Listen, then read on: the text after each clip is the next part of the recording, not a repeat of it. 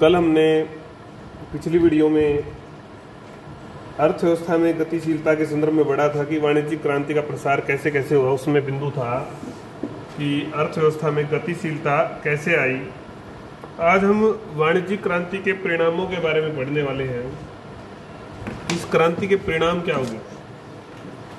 वैसे तो आप ये सब पढ़ आए हैं, बहुत सारी चीज़ें आज भी रिपीट होने वाली है। नए अंतर्राष्ट्रीय व्यापार में बदलाव के साथ साथ इसने नई पूंजी व्यवस्था को आधार भी प्रदान किया था। परिणाम जो थे वो इस प्रकार थे। सामंती जो व्यवस्था थी उसको आघात लग गया। पहले आपको पता है कि सामंतवाद का जो है बोलबाला था, लेकिन जैसे जैसे 17वीं शताब्दी में जो है ये प्रगति पर वाणिज्यवाद चला, तो इस सामंती व्यवस्था जो के लिए जो है चुनौतीपूर्ण हो गया। इससे निपटना चुनौतीपूर्ण हो गया। वाणिज्यवादियों ने रोजगार के संदर्भ में भी कृषि से हटकर एक व्यवस्था दी जहां अंतर्राष्ट्रीय व्यापार की प्रमुखता थी। अब कृषि की बजाय जो है प्रमुखता क्या किस चीज़ की हो गई? उद्योगों की, व्यापार की। कृषि की बजाय व्यापार जो है वो प्रायोरिटी पर आ गया। इस कार्य में लगे व्यक्तियों का जीवन कृषि व्यवस्था में लगे दासों कृषकों से अच्छा था। जीवन का जो स्तर था वो अच्छा था। व्यापार में, वाणिज्य में लगे, लाभ ज़्यादा मिलता था, लाभ की स्थितियाँ भी अच्छी थी, जिसके फलस्वरूप कृषि कार्य में लगा एक बड़ा जो वर्ग था कृषि कार्य का, वो इसको छोड़कर इस काम में आ गया, जिसके कारण से सामंती व्यवस्था लड़खड़ा गई और बाद में पतन की ओर अग्रसर हो गई। ये सामंती व्यवस्था का आघात जो है इस प्रकार से इसको लगा। दूसरा बिंदु है अंतर्राष्ट्रीय व्यापार में वृद्धि।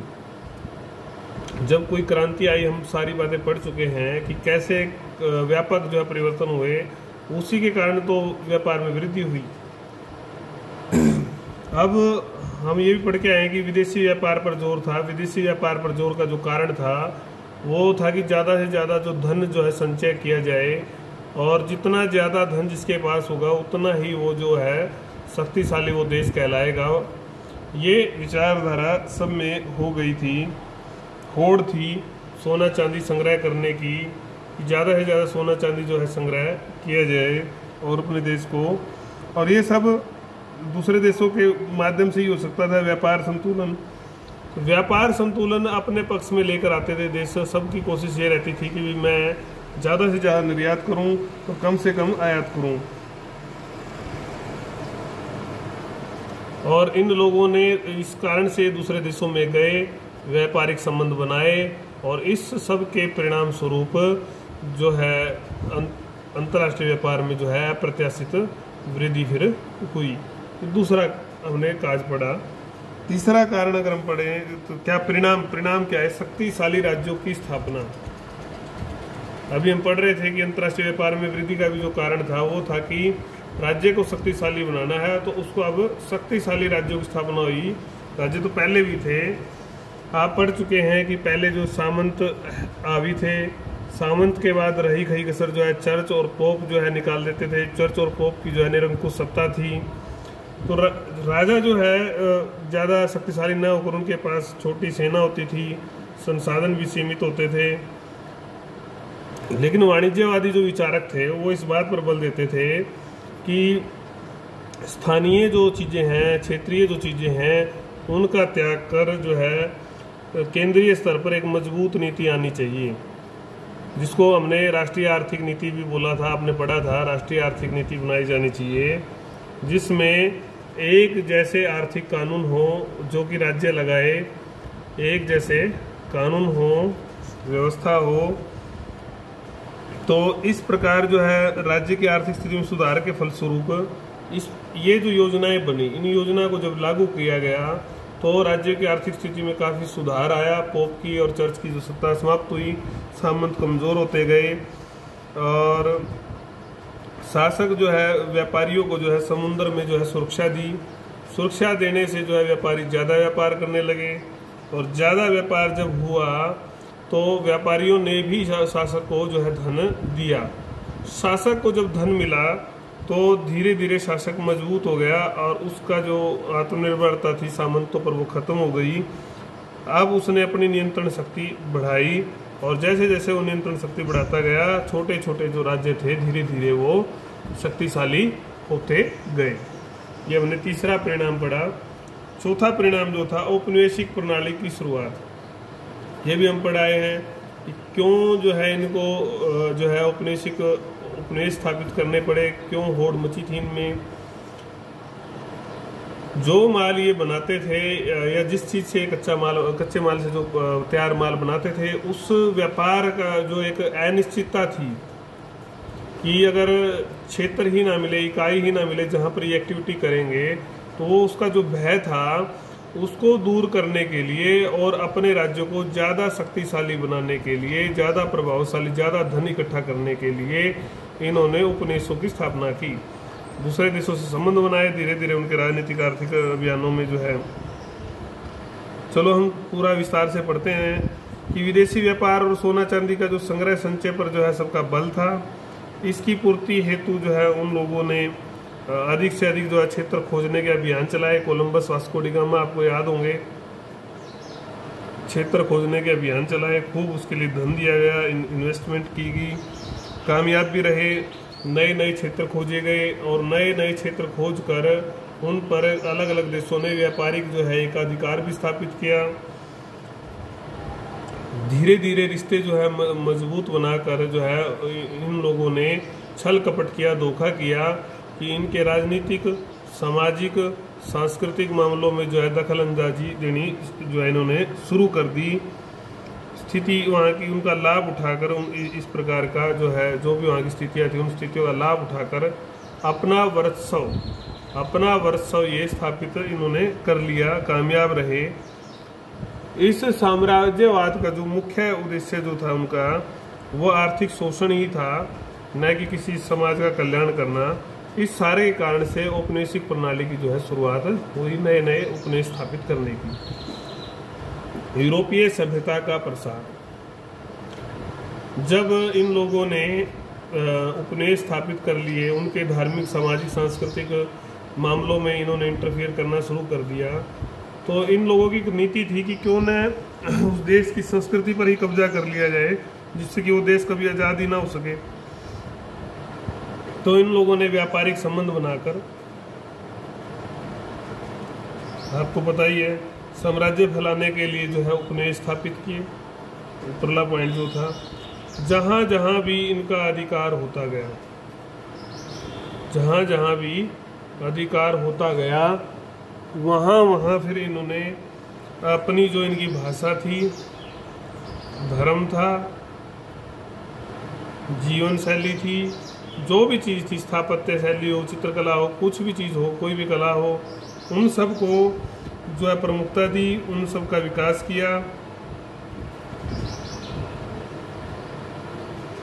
इस सारे के कारण से उन स्थानों की, उन उपनिवेशों की जो संस्कृति थी, जो संस्कृति के जो तत्व थे, वो क्या हो गई? गौण हो गई। गौण का मतलब है प्रमुख नहीं रही, वो छोटी हो गई, तुच्छ हो गई, मतलब उसका मूल्य जो है ज़्यादा नहीं रहा। यूरोपियों की प्रमुखता बढ़ती गई।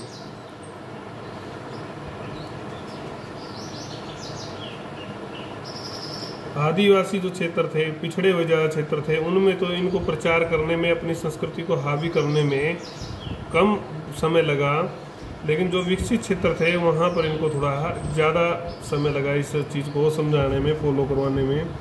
कुल मिलाकर जो स्पष्ट है कि ये प्रचार करने में, अपनी संस्कृति को फैलाने में जो है सक्सेस रहे, सफल रहे। छठा जो बिंदु है वो है नई आर्थिक विचारधारा की उत्पत्ति। नई आर्थिक विचारधारा की उत्पत्ति। नई आर्थिक विचारधारा क्या थी? अभी हम पढ़ रहे हैं, वही आर्थिक विचारधारा थी। एक ही दर्शन था इनका, एक ही विचारधारा क्या थी कि अर्थ जो विश्व में व्यापार है, जो विदेशी व्यापार है, वो भी अर्थव्यवस्था का जो है अभिन्न अंग होता है। इसलिए ज़्यादा से ज़्यादा जो है व्यापार किया जाए। कृषि और उद्योगों के बाद इसका स्थान आता था पहले।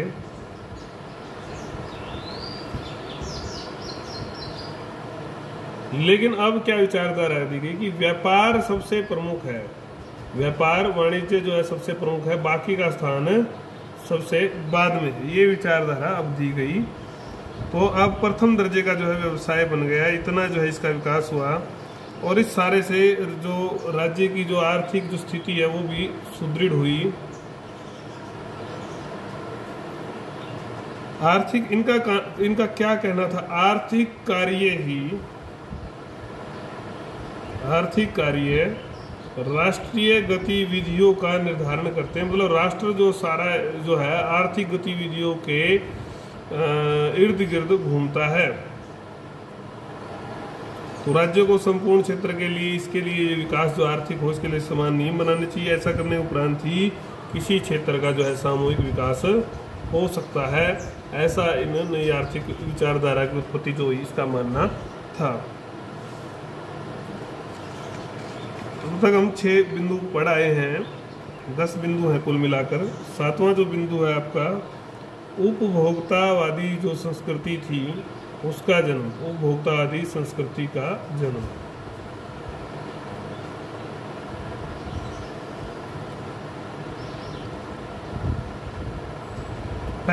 अगर हम पहले जब सामंतवादी व्यवस्था की ओर जाते हैं तो उस समय या उससे पूर्व जो था वो वस्तु विनिमय के द्वारा व्यापार होता था, आपको पता है। और वस्तु विनिमय में भी क्या होता था कि ज़्यादातर जो इलाके थे, ज़्यादातर जो जगह थी या राज्य थे, वो सब अपनी ज़रूरत का जो सामान था, अपनी ज़रूरत का अलग जो सामान था उसकी पूर्ति अपने आप कर लेते थे। मतलब आत्मनिर्भर थे, स्थानीय आवश्यकताएं अपनी पूरी सब कर लेते थे, और उन लोगों के पास स्थानीय जरूरत की चीज़ें ही उपलब्ध होती थी। ये स्थिति थी और ये चीज़ें सीमित होती थी, लेकिन फिर भी जो है समाज की ज़रूरत पूरी हो जाती थी। लेकिन जब अंतर्राष्ट्रीय व्यापार के कारण से अंतर्राष्ट्रीय व्यापार आया तो हर चीज़, हर प्रकार की चीज़ हर क्षेत्र में आसानी से उपलब्ध होने लग गई। साधन संपन्न जो वर्ग था, जो खर्च सकता था, जो खरीद सकता था, साधन संपन्न वर्ग वो अन्न तो खरीदता ही था, अलग अलग प्रकार के खाद्यान्न, तो साथ में ही उसने विलासिता की वस्तुओं को बढ़ावा दिया। वो उसने खूब जो विलासिता की वस्तुएं उसने खरीदी, मंगाई, और साथ ही साथ दिखावे की जो वस्तुएं थी, महंगी दिखावे की वस्तुओं के साथ साथ नशे की वस्तुएं भी जो है काफ़ी मात्रा में, काफ़ी संख्या में बनी, इनका बाजार भी चला। तो अब ऐसा नहीं था कि एक ही चीज़ उपलब्ध है। अब क्या हुआ कि हर चीज़ के 10-20 विकल्प जो है वो पैदा हो गए। ये अंतर्राष्ट्रीय बाजार या व्यापार की जो स्थिति, जो वाणिज्यिक क्रांति आई, उसके कारण से ऐसा हो गया। और अमीर वर्ग के या बड़े वर्ग, संपन्न के देखा देखी जो है मध्यम वर्ग जो था उसने भी जो है खर्च करना शुरू कर दिया। वस्तुओं की जो मांग है और ज़्यादा बढ़ गई। इस प्रकार जो है उपभोक्तावादी संस्कृति का जन्म हुआ। 8वां जो बिंदु है हमारा वह है औद्योगिक पूंजीवाद का जन्म। औद्योगिक पूंजीवाद का जन्म। इसकी अगर हम बात करें, इसमें ऐसा क्या है, वाणिज्यवाद जैसे जैसे अपनी जड़ जो है ना जमाता गया, पश्चिमी यूरोप की जो में जो एक वर्ग था, धनाढ्य वर्ग था, वो काफ़ी जो है धनी हो गया, काफ़ी शक्तिशाली हो गया। उसकी जो शक्ति है जो काफ़ी मजबूत हो गई। तो वहाँ पर जो है हम देखेंगे सोना चांदी भी जो है बहुत ज़्यादा इकट्ठा हो गया था। जितना ज़्यादा व्यापार वो कर सकते थे उन्होंने किया। अब व्यापार करने के बाद भी जो है बहुत सारी जो है पूंजी उनके पास बच गई। तो उस पूंजी का क्या करें, समस्या ये आई। तो उन लोगों ने उस पूंजी का किया निवेश उधार दिया, ब्याज पे दिया, या फिर जो है खुद के कोई और बड़े कारखाने लगाए। तो ये निवेश उन्होंने उद्योग और तकनीक में विशेष रूप से लगाया। उद्योग और तकनीक, इसके जो शुरुआती परिणाम थे वो अच्छे नहीं रहे, लेकिन बाद में जो है काफ़ी अच्छे परिणाम इनके आए, लाभदायक जो परिणाम हुए, उत्साहवर्धक परिणाम आए। बाद में जाकर ये वाणिज्यवाद के पतन के कारणों में से भी एक बना, क्योंकि नई व्यवस्था आ गई थी, वो थी औद्योगिक पूंजीवाद, जिसको द्वितीय चरण जो है व्यापारिक पूंजीवाद या द्वितीय जो चरण है वो भी जाना जाता है। क्योंकि अब जो है पुरानी जो व्यवस्था थी कच्चे माल की, पक्के माल की, उसकी बजाय निवेश पर जो है फोकस हो गया, तकनीक पर फोकस हो गया, माल जो है बहुत बड़ी क्वांटिटी में जो है बनना शुरू हो गया था। कई चीज़ें हैं वो हम अगले पाठ में जो है डिस्कस करने वाले हैं फिर बाद में। उदार आर्थिक विचारों का प्रसार, 9वां जो बिंदु है वो है उदार आर्थिक विचारों का प्रसार।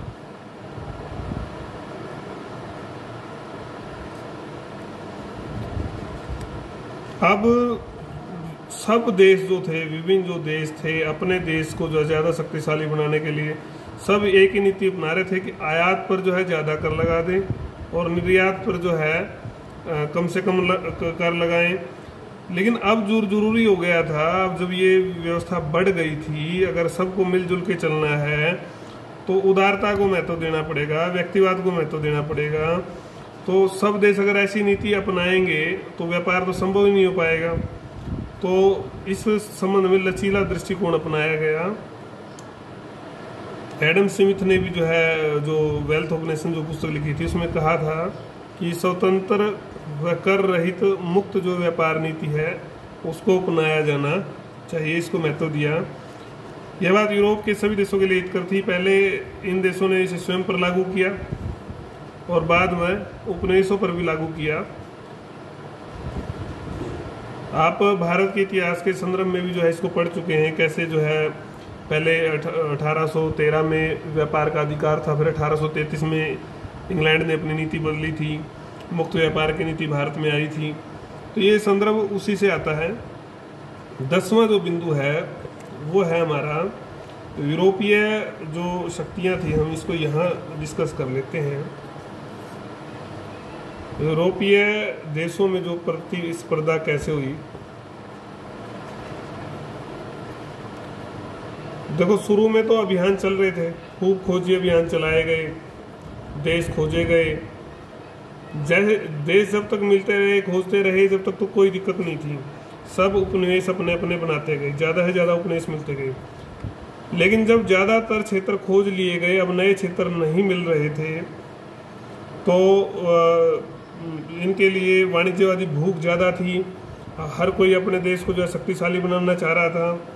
तो अब जब अवसर नहीं थे फैलने के, तो वो लोग एक दूसरे के क्षेत्र छीनने की सोचने लगे, एकाधिकार छोड़ने को तैयार नहीं थे। तो टकराव जो है स्वाभाविक था उस समय, फिर इनके बीच में टकराव हुआ। अधिकतर जो 17वीं 18वीं शताब्दी में जो युद्ध हुए उनका कारण यही भूख थी, वाणिज्यवादी उपनिवेशवादी भी हो गई थी। तो व्यापारिक क्षेत्रों पर कब्जा करने, अधिकार करने के लिए, मतलब किसी भी हद तक जाने के लिए तैयार थे। भारत में जो कर्नाटक के जो 3 युद्ध हुए वो भी इसी चीज़ से जो है उदाहरण इसका कहे जा सकते हैं, सर्वश्रेष्ठ उदाहरण है इसका। तो ये हमने पढ़ा अभी तक कैसे कैसे जो है इसके वाणिज्यिक क्रांति के जो परिणाम आए। हम इसको एक बार रिवाइज कर लेते हैं, दोबारा से समझने की कोशिश करते हैं। अर्थव्यवस्था में बहुत क्रांतिकारी बदलाव तो आए थे। उस वाणिज्यिक क्रांति में, अंतर्राष्ट्रीय व्यापार में जो हम पढ़ेंगे तो उससे क्या मतलब चीज़ें घटित हुई। सामंती व्यवस्था को आघात लग गया, क्योंकि अब लोग जो थे कृषि को छोड़कर, क्योंकि वो कम लाभ का सौदा था, उसको छोड़कर धीरे धीरे व्यापार वाणिज्य की तरफ चल पड़े। तो ये पतन ही हो गया। तो मजदूर मिले नहीं कृषि के लिए, कृषक ही नहीं रहे। अंतर्राष्ट्रीय व्यापार में सब लोग, सब देश सारे से ज़्यादा धन ज़्यादा जो है ना इकट्ठा करके सोना चांदी इकट्ठा करके शक्तिशाली बना जाए, व्यापार संतुलन अपने पक्ष में किया जाए, तो व्यापार में वृद्धि होनी ही थी। शक्तिशाली राज्यों की स्थापना हुई। अब चर्च और पोप की जो है सत्ता समाप्त हो रही थी, क्योंकि वाणिज्यवादी विचारक जो थे या व्यापारी जो वर्ग था वो राजा को, शासक को जो है सहयोग कर रहा था, उससे शासक मजबूत हुआ और शासक ने जो है उनको सुरक्षा दी, बदले में ज़्यादा व्यापार हुआ, सुधार हुआ, एक जैसे कानून राजा ने बनाए, नियंत्रण शक्ति धीरे धीरे बढ़ती गई। जो छोटी सेना संसाधन सीमित होते थे वो अब राजा के पास बड़े हो गए। तो उसने धीरे धीरे करके अपना राज्य जो है निरंकुश और शक्तिशाली बना लिया। औपनिवेशिक प्रणाली की शुरुआत, पहले अभी हम पढ़ चुके हैं कि अनिश्चित क्षेत्र होता था, भय रहता था कि कहीं हम पिछड़ ना जाए, तो ज़्यादा से ज़्यादा धन इकट्ठा करके, ज़्यादा से ज़्यादा शक्ति संचय करके, ज़्यादा से ज़्यादा उपनिवेश बनाए जाए, ज़्यादा से ज़्यादा कब्जा किया जाए क्षेत्र पे। इसके लिए उन्होंने अभियान भी किए, खोज अभियान किए, नए नए क्षेत्र खोजे गए थे, व्यापारिक रिश्ते मजबूत बनाकर जो है छल से कपट से उनकी स्थितियों का लाभ उठाकर वत्स स्थापित कर लिया अगर वहाँ पर आर्थिक शोषण किया गया, उपनिवेश स्थापित कर। जब इन्होंने उपनिवेश स्थापित कर लिए थे तो वहाँ पर यूरोपीय सभ्यता का प्रसार भी किया, अपना धर्म, भाषा, जीवन शैली सब वहाँ पर लगा दिए इन्होंने और प्रचार किया। नई आर्थिक विचारधारा की उत्पत्ति, पहला जो दर्शन था वो ये था कि भी कृषि उद्योग जो है प्रमुख हैं, सबसे पहले कृषि है, लेकिन अब जो प्रमुख हो गया था वो था व्यापार, वाणिज्य को सबसे प्रमुख स्थान दिया गया। यही जो है आर्थिक कार्य राष्ट्रीय गतिविधियों के निर्माण के निर्दाता हैं, निर्धारण करते हैं। समान कानून बनाए गए, सामूहिक इससे विकास हुआ। उपभोक्तावादी संस्कृति का जन्म, जब पहले तो स्थानीय जरूरत की वस्तु होती थी, बस अपने खाने के लिए रोटी मिल जाए, लेकिन अब उस भिन्न भिन्न प्रकार के अन्न खाद्यान्न भी आए। जो संपन्न वर्ग था उसने विलासिता की वस्तु भी खरीदी, महंगी दिखावे की वस्तुओं के साथ साथ उसने नशे की वस्तुएं भी बहुत खरीदी। अब एक चीज़ की बजाय 20 विकल्प थे, उसके 10 विकल्प थे। अमीरों की देखा देखी, मध्य वर्ग में 20 बार और बढ़ गया। तो इस तरह से समाज में उपभोक्तावादी संस्कृति का जन्म होता है। औद्योगिक पूंजीवाद के जन्म की अगर हम बात करते हैं तो इसी विचारधारा ने जैसे जैसे सब बढ़ा, सोना चांदी व्यापार सब, जो पूंजी बच गई, तो पूंजी जब ज़्यादा धनी हो गए तो पूंजी बचेगी, तो उस पूंजी का निवेश उद्योगों में, तकनीक में किया गया था। इस सारे से जो है बाद में वाणिज्यवाद का पतन भी हुआ। उदार आर्थिक विचारों का प्रसार, इसमें लचीलापन लाया गया, सब देशों को बराबर अधिकार दिए गए, मुक्त व्यापार की नीति अपनाई गई। प्रतिस्पर्धा, जब क्षेत्र ही नहीं रहे, बहुत खोजबीन के बाद वाणिज्यवादी भूख बढ़ चुकी थी, शक्ति की, धन की भूख बढ़ चुकी थी, तो ये देश एक दूसरे के देश छीनना चाह रहे थे, उपनिवेश छीनना चाह रहे थे, व्यापारिक अधिकार जो है अपना छोड़ना नहीं चाह रहा था कोई देश। तो टकराव हुआ, काफ़ी सारे युद्ध हुए, किसी भी हद तक वो जाने के लिए तैयार हो गए थे। तो ये सारे जो थे वाणिज्य क्रांति के परिणाम हमने पढ़े। उसके बाद जो हमारा इस लेसन में काम रहता है वो है फिर वाणिज्यवाद का पतन। वो कैसे हुआ, उसका प्रभाव और महत्व क्या था।